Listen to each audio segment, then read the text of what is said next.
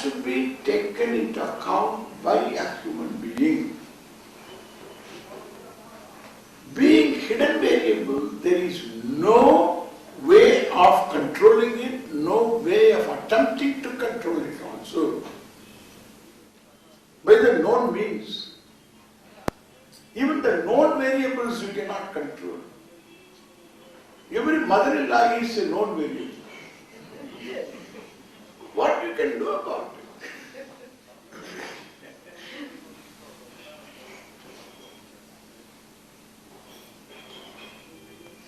Even known variables you cannot control. Your own anger you are not able to manage. It's a known variable, you know that you are prone to anger.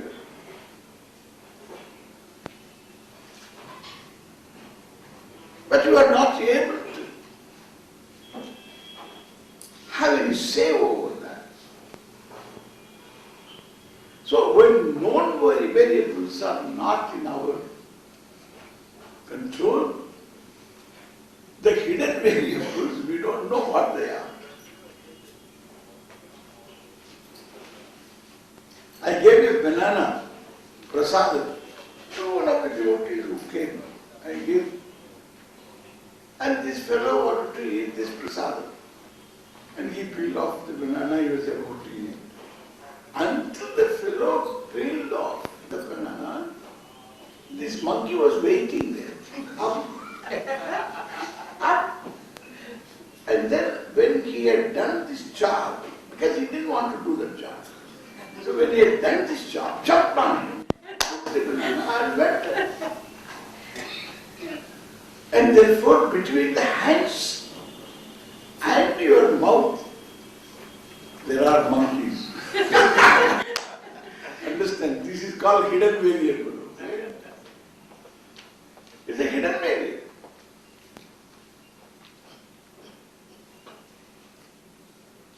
Whole life is fraught with this hidden variable. Whole lifetime. Therefore, only in our tradition, in every tradition there is something, in our tradition, we can even categorically list certain types of hidden variables, different types of hidden variables. And to control these hidden variables, this you have to do.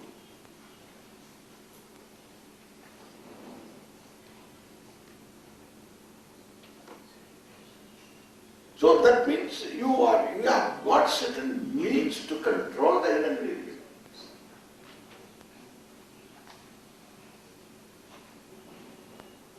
We will look into that later.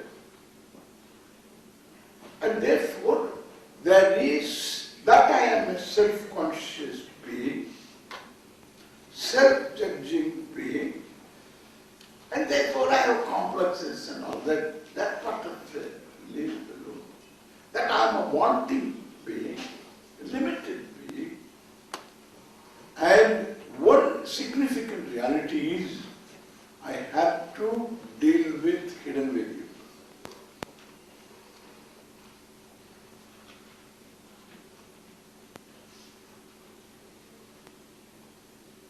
I find everybody is fallible, limited in knowledge. Anybody who is well informed, even in a given discipline, one more question the person will say, if he is a scientist, he will say, we are working on it. If he is a person who is not working on it, he will say, I don't know.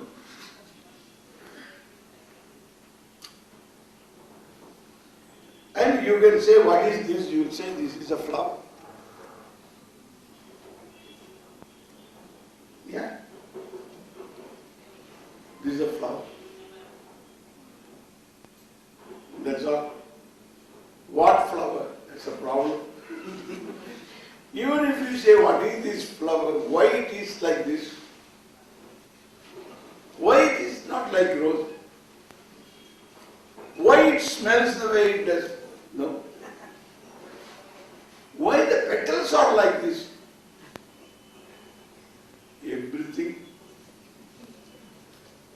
Even if you are a botanist, you are somebody, still you have areas of ignorance.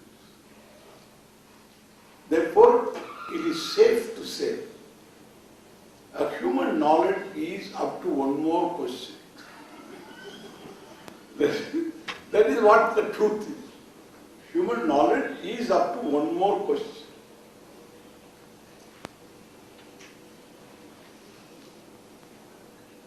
In any discipline, anywhere, no last word anywhere.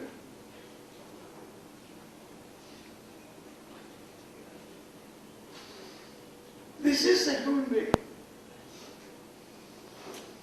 So limited in knowledge, limited in power, limited in health, limited in longevity, time. Are you limited?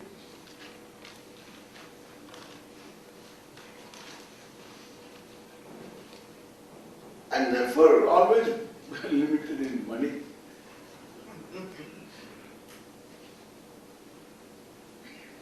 So this limited person, looking naturally and with all the hidden variables, and whatever strength he has got is very limited. And even that limited strength, even though he can use it, he knows to hit a ball. And he has done it before. But this time, he steps out. Ball goes to the wicket keeper and he is stumped. Understand? Stumped. This getting stumped all through lifetime. One's lifetime. He is always there as a hidden being. If one doesn't recognize this, that person is a mandu. That person doesn't have minimum knowledge.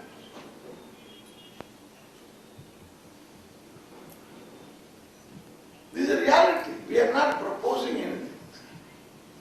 We are not interested in beliefs. Where we need to believe, we will believe.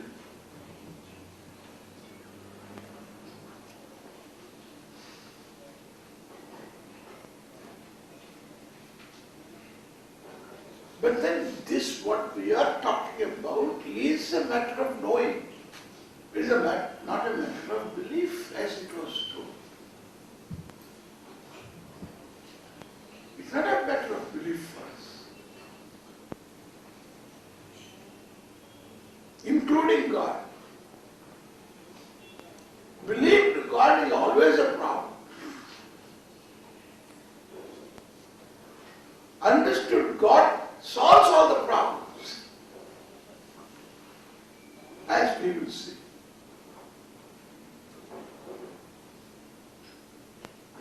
Even if understanding that understanding is not complete but is adequate. It should be adequate understanding. That's what I am talking about. Minimum knowledge. Therefore, I start my life with helplessness. I put all eggs in one bag, mother and father later. I find the bag is hollow. Nothing is there. And so I find themselves to be fallible. My pain increases, controls my entire life. I always distrust, I always, with suspicion, I look at people. I'm not sure of myself. these come from? These unconscious. Plus, the conscious fellow, whatever he knows that it is only wanting. It is very limited.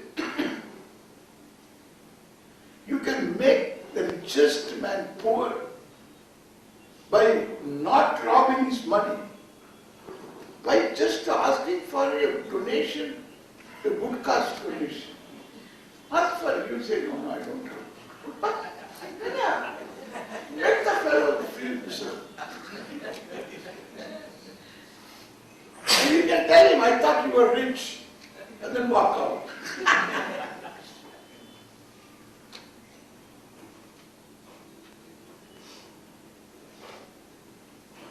Asking for a donation, the fellow becomes poor.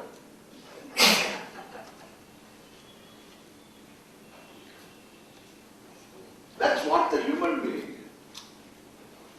Wanting all the way.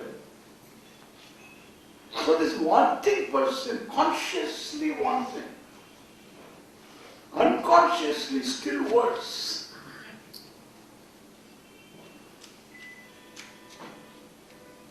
Plus, this hidden variable, even what I know I have, I am not sure whether it will work for me. One person, one Mahatma, one Swami, he prepared his samadhi. He wanted to die there only. He prepared a place for himself and the place was ready, everything was there. In fact, I helped him also to have a place. So he wanted to be there. In a samadhi, he wanted to be there and then it was all done. It's a colony. And we kept a small place for him and then we bought that place and kept it for him. And then he wanted to be there, but he died in Rishikesh. And they threw the body in Ganga. So he is gone. Understand? He was gone. He could not be here. And there was a Swami, both the Swamis, my Guru Bhais. There was a Swami, and who wanted to die in Rishikesh. And I kept a place for him. I built an apartment for him, and I looked after him and took care of him. Then he comes to Chennai on some small mission. He wanted to see somebody, and then he came here and he died. We don't know where is his samadhi.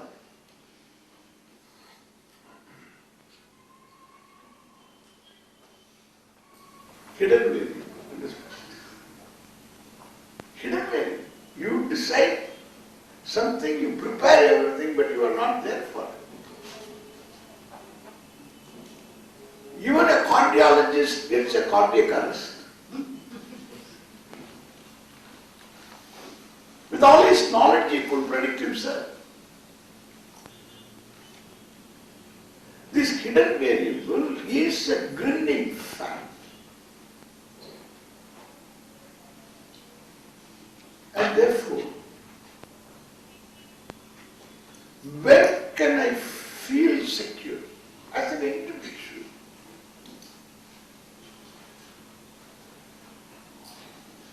Vedanta people will say, you transcend all this, you will be secure. Eh? If I transcend the insecure, when I come back, the insecure will be insecure. The transcendental problem is a problem.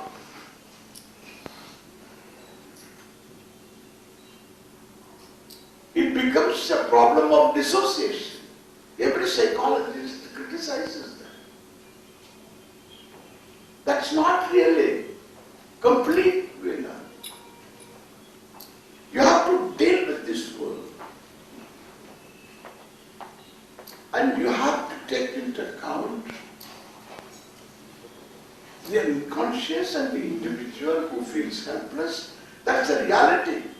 And therefore, this helplessness, which implied trust, and the trust was violated, the original problem of the child, the helplessness continues. The violated trust has got to be compensated by inviolable trust.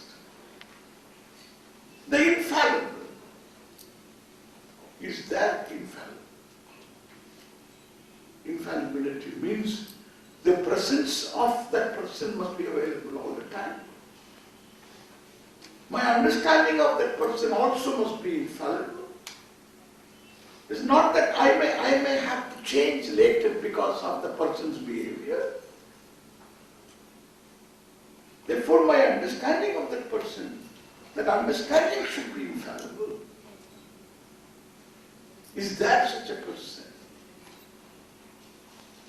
Our Shastra tells, yes, there is one.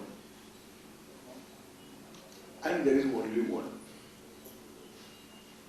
And that is what Iswara is. What? Iswara is. The immediate question is, where is he? If he is in one place, you have a problem. Same thing. Not available locally. Correct? So this inconsistency continues. Therefore, you need to understand, this is what I say, minimum knowledge is required. Otherwise, it's all just creation, it's all make-believe nonsense. Really, it doesn't help anybody. In our culture, there is the flow of this knowledge without words, without classrooms, without books also. By vritta vyavaharena, by vritta vyavahara, it has been there, Ase to Himalayas. So I hope I will continue to see Ase to there is Setu, almost same time.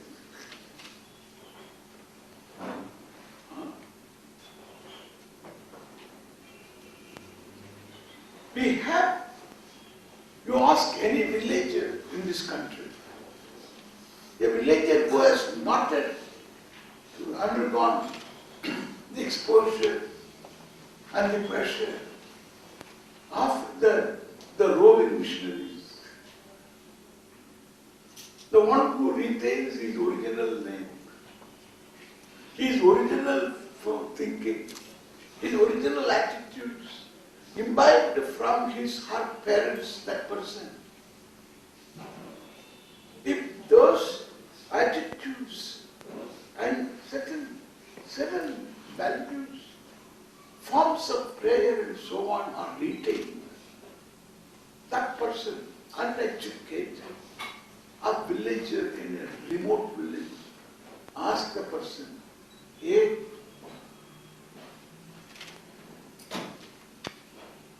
Bhagavan evade? You ask him.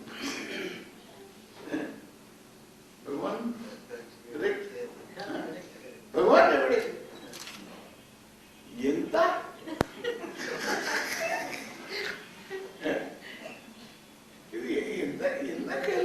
What is this? That's what he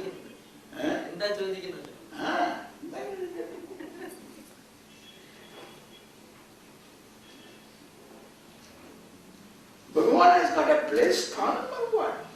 Sab Bhagavan. Everything is Bhagavan.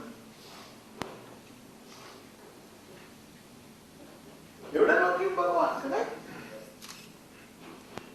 That much you will say. What will you say in Malayalam?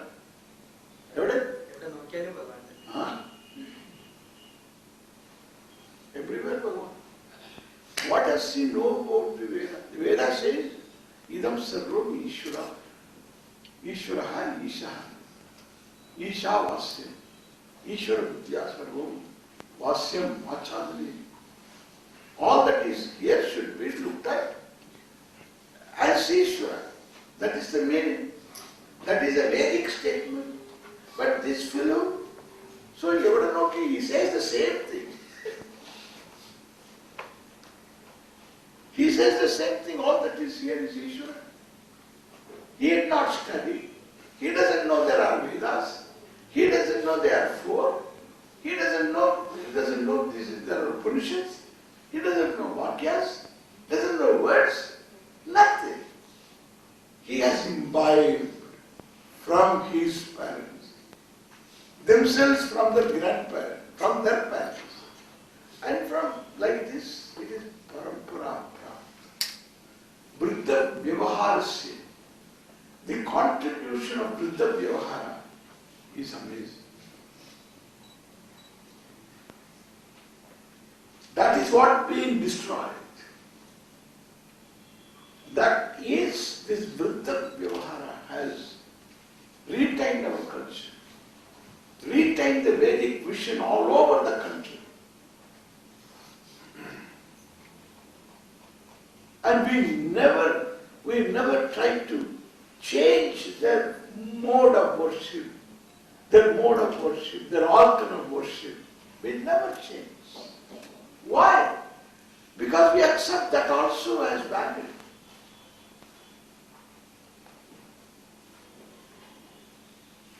Therefore, it is one country, like a living organism.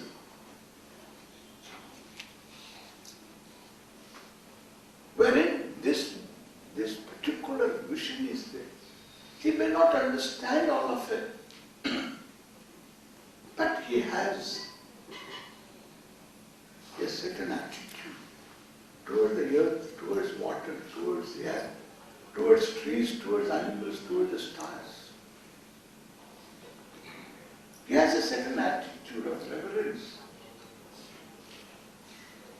It is unlike the attitude born of a theology that the world is created for human consumption. It's entirely different. Opposite. That has brought about this global warming and all other issues.